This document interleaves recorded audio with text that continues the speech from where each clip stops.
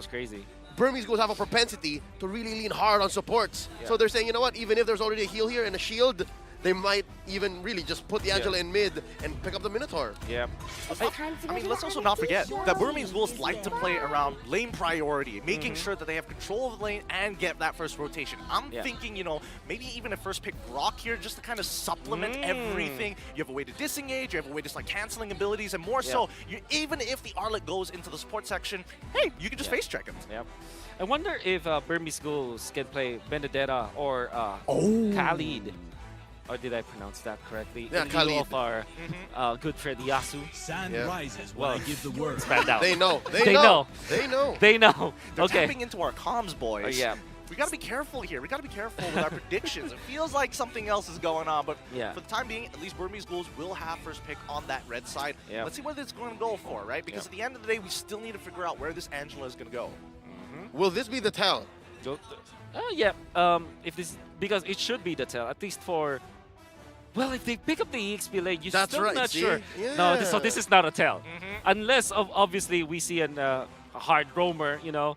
But I think in Benedetta, actually, for Burmese Ghouls, because I kind of fairly remember it was in their region, they used that Benedetta a lot. Carbon can. I think Carbon has a solid Benedetta. I would put it past Okay. him for sure, but it looks like the next lock-in A is going to Ruby. be Ruby this time. I wanted to bring this up earlier, but I didn't know whether this was the right situation for it. I think this kind of, I don't want to say it works in the same way as Grok, but Yeah. at the very least, it's interesting, right? Yeah. Because we still don't know whether this is going to be going into the EXP lane Yep. or even in the support section. But at the Exactly. very least, it's great at catching heroes off. It's great at slowing down the Claude. More Yep. importantly, anybody who's got a stun, I'll pull you away. I know damn well where it's going. Where? This is a Blink special. Okay. He's got a pocket Ruby. Yep. And for sure, it's going into the roam. So we know this is a mid I am Angela. the priestess Okay. of primal lightning. So that's Edith, hunter I of all believe, the evil from gods. AP Bren. We still don't know where it will go. And I'm thinking like a Valentina or a Gord, actually, for AP Bren. The falling stars Lord, I think brought us Valentina is the safer forth. pick. no, right? Varia. Okay. Ah, so even more safe, right? Instead of making sure that Edith is the one opening up the map, you can do it yourself from a safe distance. Oh, AP Bren has so many ways to engage.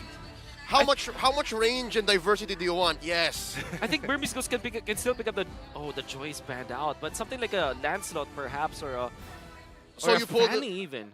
a Lancelot Fanning, so you pull the switcheroo, you send the Guinevere or the Ruby into the XP? Yeah, because you already have two ways to kind of check the bushes. We have the Guinevere, for example. You also have the Ruby. I think the Ruby is a nice touch coming out from Burmese Ghouls because it's technically anti-assassin, if you think about it, because you can check the bushes and you can also lock him down with a combo.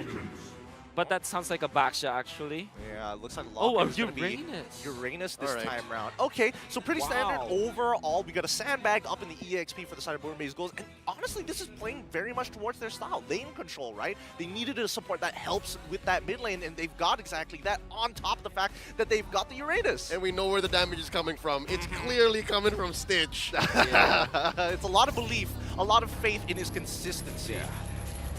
You know, I think I like the Uranus because there's no legitimate Uranus killer from the side of AP Bren.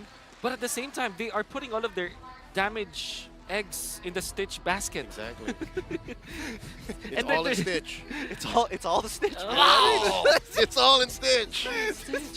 Don't look at me with those eyes. I know you're gonna make me crack up. But so far, considering what the counter index is, it definitely feels like it's in one team's favor compared to the other. We're gonna go deeper into this topic as we start and initiate our very first match here in the Land of Dawn at the M5 World Championships. It's AP Bren up against the Burmese Ghouls. Welcome to Can't Mobile imagine Legends. that the early game should be the target here for, at least for Burmese Schools. They want to secure this because they're rocking the Brody with the Angela. And I'm actually thinking, like, what should be the good vehicle for the Angela? Obviously, you want to do it with the Gwyn, but at the same time, the Gwyn is more of a very committal, or it's like a kiting kind of hero where you commit your ultimate to get out. You don't really necessarily stay in front. So maybe it's the Brody that should be the vehicle now for Burmese Ghouls, because at least you maximize the effect of the Angela on this Brody. I mean, from the way that I see it, woo, early flicker Wow. coming out from Blink X just for Litho Wanderer. It's not going to be a big deal for now. He's not going to reach level 4 in time for the upcoming Turtle, but at the very least, we know where Burmese Ghouls are going to be leaning towards on the map. Something is bothering me. The fact that AP Bren are investing in Wilderness Blessing, they're going to have so much faster rotations, and that's going to exacerbate the fact that they have so much range. That's going to be another problem that the Burmese will have to deal with. I mean, it's one of those situations. We even saw this during the wildcards that a majority of teams towards the last few days started switching over to Wilderness Blessing because it just shows how important it is to win out these neutral fights. Oh, wow. Nico can't even catch a break. Ogwin and Kyle steal away his small camp. Okay. Now, this means that AP Bren are in a very comfortable spot. Because I think that they have the better late game. They have the Varia as well as the Cloud. Very strong in the latter portions of the game. And the fact that they are not getting invaded by Burmese Ghouls, especially this Nolan, I think this is a good sign. But obviously, everything will change come the first Turtle fight. And then we cut to Flapteezy, who has to deal with this Uranus, and all he's thinking of is just like, get me out of this lane, please. Let me team fight. Phew, come on over.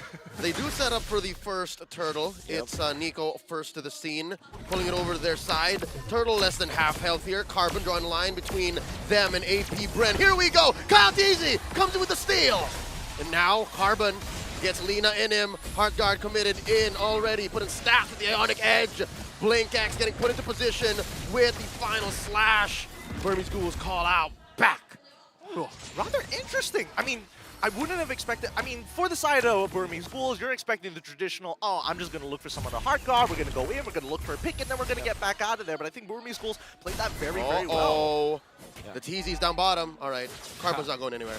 I'm actually very surprised about AP Bren. I think I will review their early game rotations because, my oh my, how did Kyle TC get level 5, almost level 6 before the Turtle happened? 2 minutes to 13, he's already he's just a quarter of XP away from getting into level 6.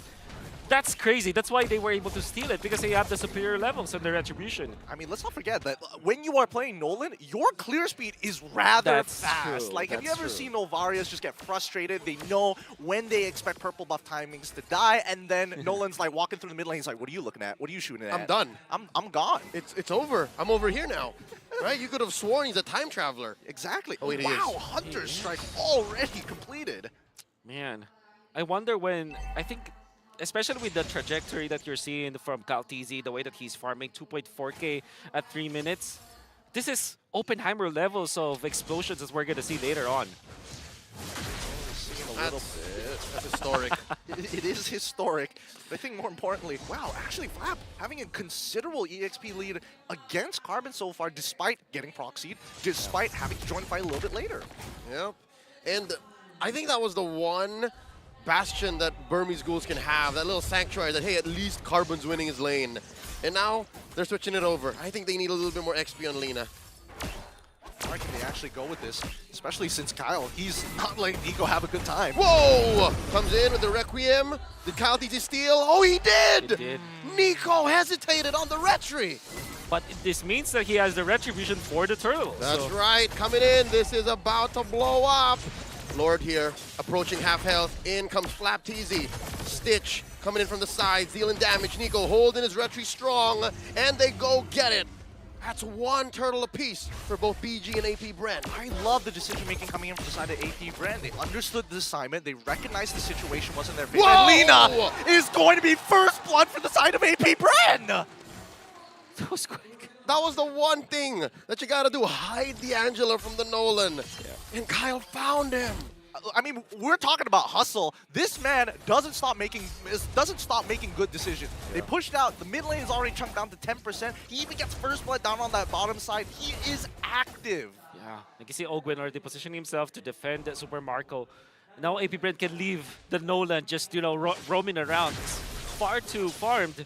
Even when he didn't get the second Turtle, because of the amount of farm and the first blood that he was able to get and the number of creeps, jungle creeps that he was able to take away from Nico, look at him. He is level 10 compared to a level 8 Guinevere. He's always doing something. And he knows that this is the right thing to do against Burmese Ghouls, who are an initiative-based team. They want to be able to do the thing one after the other. 1, 2, 3, 1, 2, 3. It's up to their timing. But right now, it's Burmese Ghouls who's following AP Bren's flow.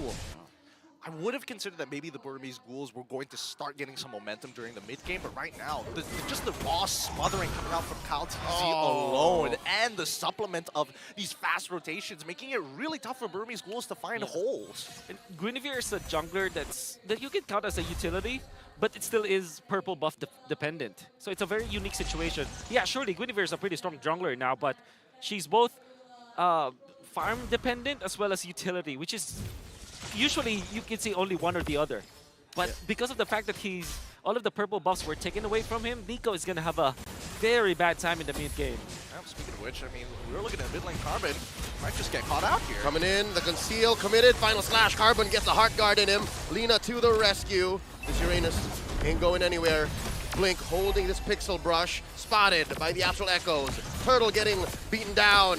Burmese Ghouls pushing forward. Flap Easy from the back looking for an angle. Nico wants to get it. Retribution is good. Nico scores it, and down goes Lina. That's a blazing duet considerably, dealing a lot of damage early on. Blink goes down. Ogwin gets the kill. Ogwin still staying in the vicinity. Carbon goes 3-0. AP Bren 3K ahead. Man, that was such a clean fight coming in from AP Bren. I mean, at the end of the day, Burmese Ghouls got the neutral objective, but at what cost? They would eventually get their orange buff, I believe, Nico. And Stitch stayed alive. So those are just some consolation prizes for Burmese Ghouls, but Gideon painted it well. It was a perfect team fight coming up from AP Bren. They abused the fact that Burmese Ghouls needs to get in and get out. It's like a kiting kind of a team fight formation for Burmese Ghouls, and we are going to see it through the replay. A little bit of a clash happening down. We'll see later. Look at that beautiful retribution, but after the initiation coming out from Nico, there's no follow-up because Stitch was zoned out by two members of AP Bren. Yeah, surely the Brody didn't die, but he didn't fulfill his job, He didn't basically. get to do the thing. Which you need to do it as the Brody in the early game. Oh, it's tough. Coming okay. in. Got the stacks in. Not going to commit everything. Burmese Ghouls playing with the range. And I think that's what also helped AP Bren win that perfect team fight, as you gentlemen were saying. They have so much range. They have so much diverse initiations that it spaces out Stitch. Yeah, it really does. I mean, Nico didn't have his ult to actually follow up and start a new fight, but in the meantime, at least they got a shutdown on towards Kyle TZ at the attempt of attacking that purple buff side from Burmese Ghouls. At the very least, we're seeing that Burmese Ghouls are scaling, right? 2 items already completed for the side of Brody, maybe a 3rd one on the way, and at this point, it's starting to get real dangerous, especially when you see Brody nearby. Okay, not only for AP Bren, but at the same time, Burmese Ghouls, if they just realize that this is actually their power spike, they need to make the moves now. Fortunately, they have this Uranus that can actually be the vision provider around the Lord area. And the fact that they have taken out the turtles rather quickly, this means that the Lord is spawning also rather early. Oh, and AP Bren know that this timing is key. Blink looking to get into that, because AP Bren, they have the advantage coming in. They catch one. Ogwin in the skies. Carbon gets his eyes on him. I'm offended. They're trying to burst down the roamer. They're trying to take down Edith, and the Lord gets reset. AP Bren calling it off. I like this plan a lot, honestly. Oh! Final slash coming in. Carbon, he's in jeopardy. Gets the heart guard in just in the right time. 5th of his health coming back up, down to half. Nico commits. Both teams playing footsies, dancing around the Lord. And oh, so many ults spent from both sides, but neither have the advantage. Ogwin gets the Earth Shatter. Lord at half health, pulled just about an inch out, gets another reset. Stitch, a 1/3 of his health left. Not a good fight. Wow, the first reset was great from AP Bren. I think it was very smart. The second reset is weird, but now Burmese Ghouls, oh, they reset because they know that their lanes are in their favor. I mean, they found it. It might even get picked. Blink, oh, gets spotted, gets bursted down. Super Marco gets the kill, and they're still going.